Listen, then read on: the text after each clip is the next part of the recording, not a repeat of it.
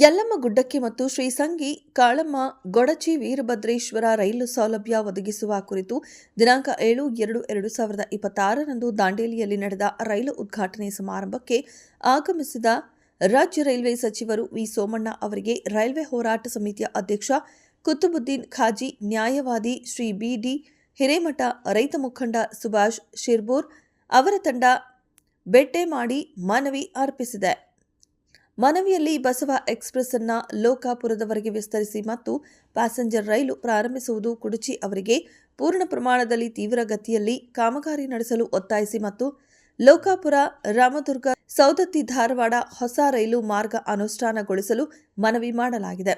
ಅದರಂತೆ Mumbai Bengaluru super fast ರೈಲು ಸೊಲ್ಲಾಪುರ, ವಿಜಯಪುರ, ಬಾಗಲಕೋಟೆ, ಗದಗ ಮಾರ್ಗದಲ್ಲಿ ಸಂಚರಿಸುವುದು ಮತ್ತು ವಿಜಯಪುರ, ಬಾಗಲಕೋಟೆ ಮಾರ್ಗವಾಗಿ ತಿರುಪತಿಗೆ ರೈಲು ಪ್ರಾರಂಭಿಸಿರುವುದು, ಗೋವಾ, ವಾಸ್ಕೋ ಸೇರಿದಂತೆ ಕೆಲ ಸಾಪ್ತಾಹಿಕ ರೈಲುಗಳನ್ನು ದಿನನಿತ್ಯ ಸಂಚರಿಸುವಂತೆ ಕ್ರಮ ಕೈಗೊಳ್ಳಬೇಕು.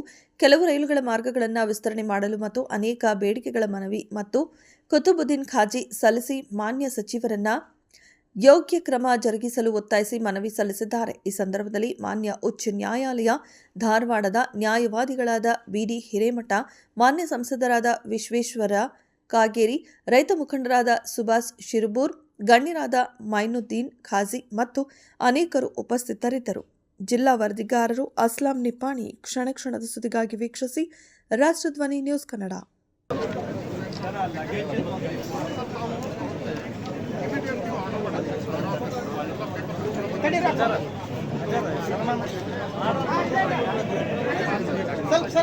ದಯವಿಟ್ಟು ಸನ್ಮಾನಕ್ಕೆ ಒಬ್ಬರಾದ ನಂತರ ಒಬ್ಬರು ಬಂದ್ರೆ ಅನುಕೂಲವಾಗುತ್ತೆ. ಒಮ್ಮೆ ಗಡಿಬಿಡಿ ಮಾಡ್ಲಿಕ್ಕೆ ಹೋಗ್ಬೇಡಿ. ಸ್ಟೇಜ್ ಮೇಲೆ ಒಬ್ಬರ ನಂತರ ಒಬ್ರು ವೇದಿಕೆ ಮೇಲೆ ಬಂದು ಸನ್ಮಾನ ಮಾಡಬೇಕು.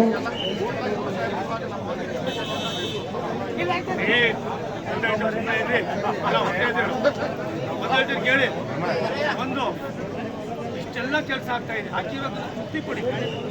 ಮತ್ತೆ ಒಂದೊಂದು ಹೋಗ್ಬೇಕು, ಕುಳ್ಕೊಂಡು ಮನೆಗೆ ಹೋಗ್ಬೇಕಾಗ್ತದೆ. ಇಡೀ ದೇಶ ದೊಡ್ಡದಪ್ಪ,